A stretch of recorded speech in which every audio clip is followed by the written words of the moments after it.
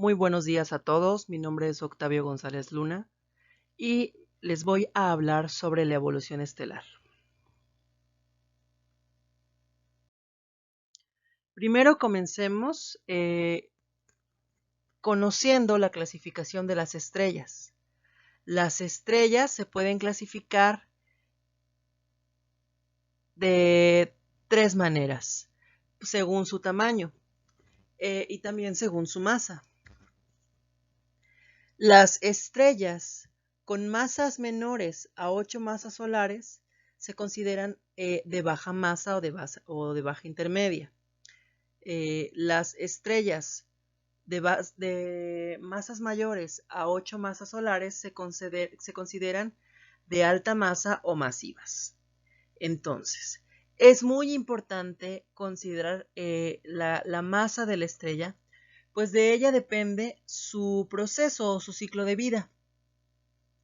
Las estrellas masivas, en su última etapa de vida, se convierten en supergigantes rojas que terminan en supernova, que al final pueden convertirse en púlsares o en agujeros negros, por la cantidad de masa que contienen, que está comprimida demasiado. Por el contrario, las enanas, las estrellas pequeñas, se vuelven enanas azules y terminan como enanas blancas. Lo mismo puede pasar con estrellas como nuestro Sol, que se convierten en gigantes rojas, que forman nebulosas planetarias y de igual manera pueden culminar como enanas blancas dentro de esas nebulosas planetarias. Vamos a ver cómo ocurren estos procesos más a fondo en las siguientes diapositivas. Ok. Igual, dependiendo del tamaño de la estrella y de su masa, se realizan tres reacciones, o las reacciones más importantes que se realizan son el ciclo protón-protón, el ciclo CNO y el proceso o ciclo triple alfa.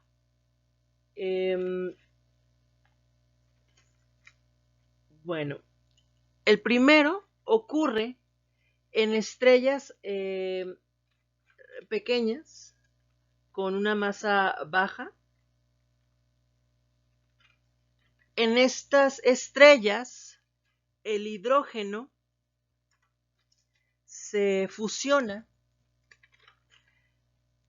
liberando neutrinos, liberando fotones y un positrón, formando así una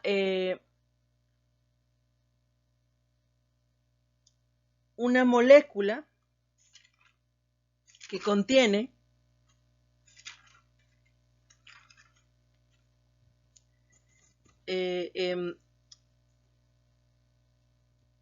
dos hidrógenos, ¿no? Que uniéndolo a otra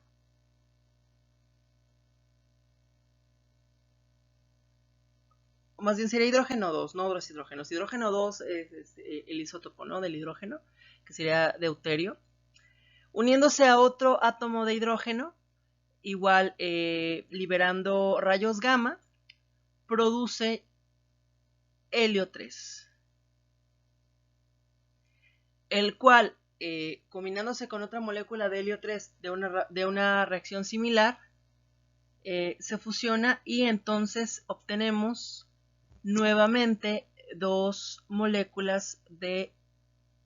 átomos de hidrógeno, pero separados, y una molécula de helio 4. Esta es nuestra cadena protón-protón. No es un ciclo, es una cadena. Ahora, el que sí es un ciclo es el ciclo CNO. Este ciclo es precisamente una reacción que su producto final es el mismo que utilizamos para iniciarla, por eso es un ciclo.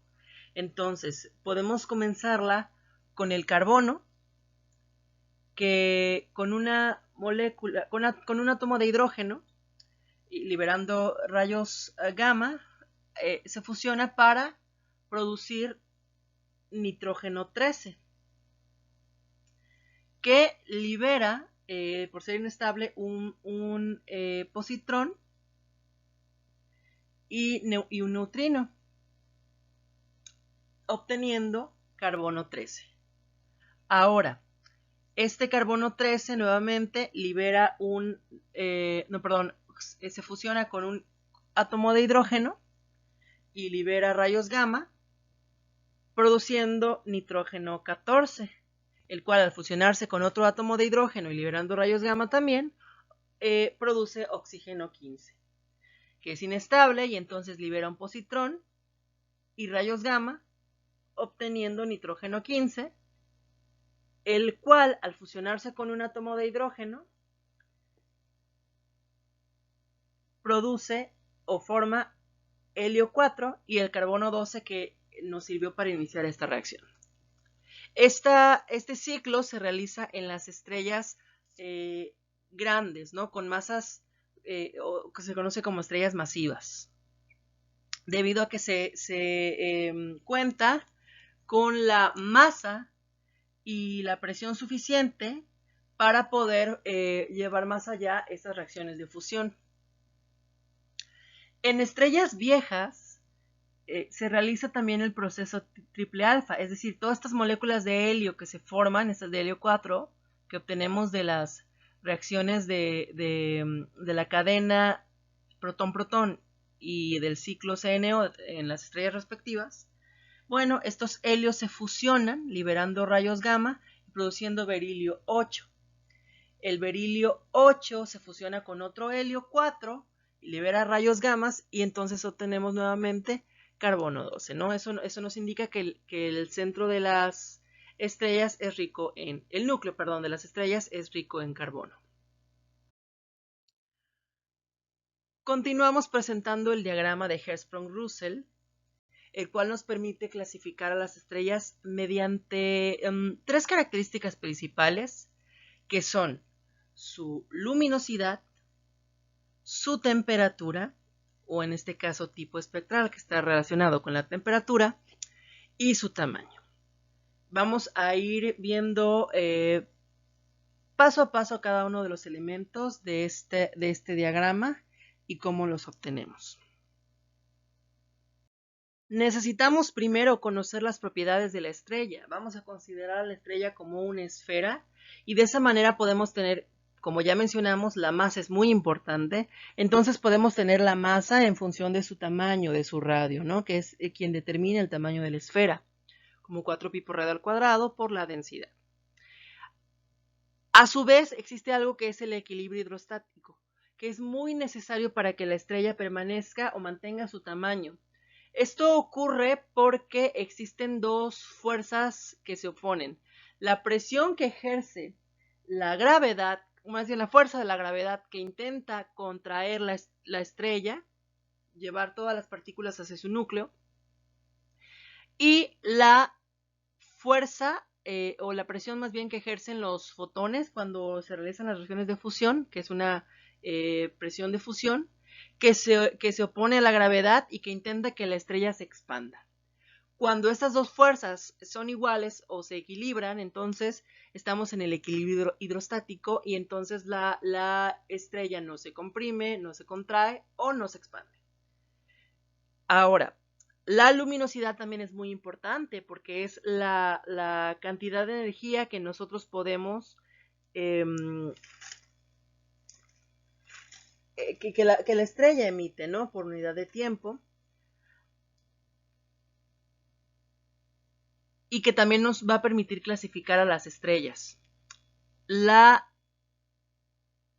energía principalmente que mencionábamos en la estrella se transmite desde el núcleo, donde se llevan a cabo las principales reacciones de fusión, hacia todas las capas de la estrella. Principalmente mediante dos mecanismos, que son convección cuando el tamaño de la estrella lo permite y hay cantidad de materia suficiente para que se haga la convección. Cuando no, también puede ser por radiación y también por conducción.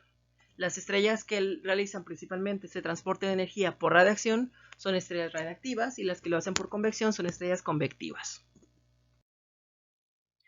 Ahora, para obtener el diagrama de Hertzsprung-Russell que mencionábamos, el diagrama HR, podemos hacerlo mediante dos métodos, el método observacional o el método teórico. Entonces, vamos a comenzar mencionando el método observacional, que utiliza dos magnitudes, la magnitud absoluta, que es la magnitud de una estrella a una distancia de 10 parsecs, y la magnitud aparente, que como podemos ver es el menos 2.5 veces el logaritmo del flujo de energía de la estrella.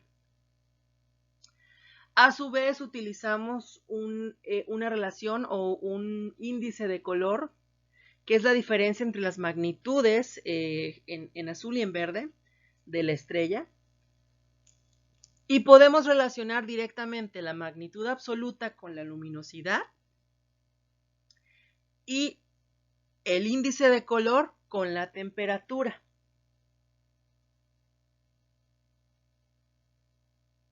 Y de esta manera generar nuestro diagrama HR. Por otro lado, si nos basamos en la ley de Stefan Boltzmann, que nos describe cómo se da el flujo de energía, siendo el flujo de energía la energía que atraviesa una superficie por unidad de área y por unidad de tiempo, y conociendo que la luminosidad es la energía por unidad de tiempo, entonces podemos combinar estas ecuaciones para obtener una expresión que nos relacione la luminosidad con el radio o el tamaño de la esfera y la temperatura efectiva, que es la temperatura de la fotósfera de nuestra estrella. Así pues, tanto con el método observacional como con el método teórico, relacionamos luminosidad, temperatura y radio. De esta manera obtenemos el diagrama de Hertzsprung-Russell, en donde en el eje horizontal tenemos el índice de color o bien la temperatura, si lo vemos en la parte de arriba, en el que las estrellas se clasifican por distintas letras según su temperatura, M, K, G, F, A, B, O, y dentro de ellas también hay otra subclasificación del 0 al 9, donde el 0 es la más caliente y el 9 es la más fría. Y como vemos aquí, de derecha a izquierda aumenta la temperatura.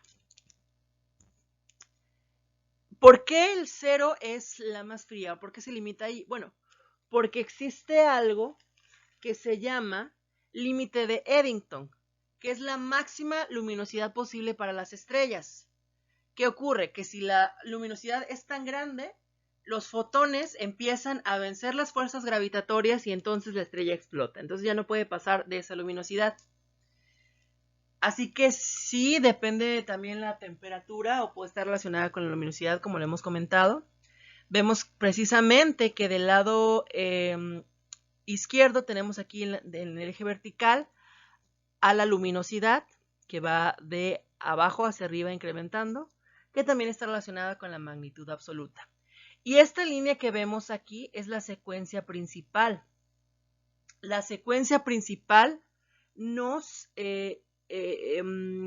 muestra cuáles son las estrellas que están en equilibrio hidrostático, que generalmente son la mayoría de las estrellas, alcanzan este equilibrio hidrostático a diferentes temperaturas y a diferentes luminosidades, y también a diferentes tamaños. Como podemos ver, hay una clasificación también aquí en números romanos, que es una clasificación que depende de la luminosidad también, pero que también nos relaciona el tamaño. Así podemos ver que las estrellas que están en la clasificación más grande, que es la 7, se consideran estrellas enanas blancas. En cambio, las estrellas del número 6 son estrellas enanas. Y las estrellas que están en el número 5 romano son estrellas de la secuencia principal, como podemos ver. Ahora, las estrellas en el número 4 son estrellas subgigantes. Las del número 3 son estrellas gigantes. Las del número 2 son gigantes brillantes o gigantes luminosas. Y de ahí tenemos el número 1, que nos da, que son las más luminosas, que son ya supergigantes.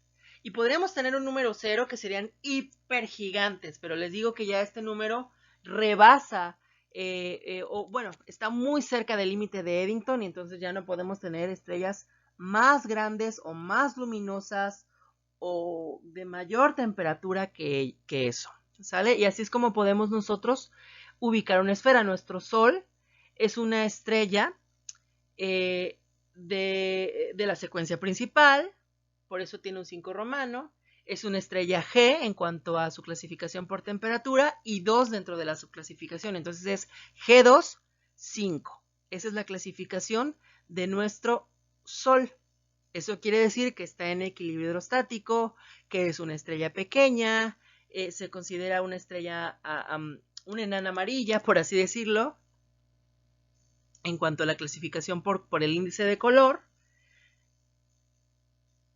Y lo mismo podríamos hacer para ubicar cualquier otra estrella. Y de esta manera, el diagrama de Hertzsprung-Russell es de gran utilidad para el estudio de las estrellas y la astronomía. Aquí presento mis referencias. Muchas gracias.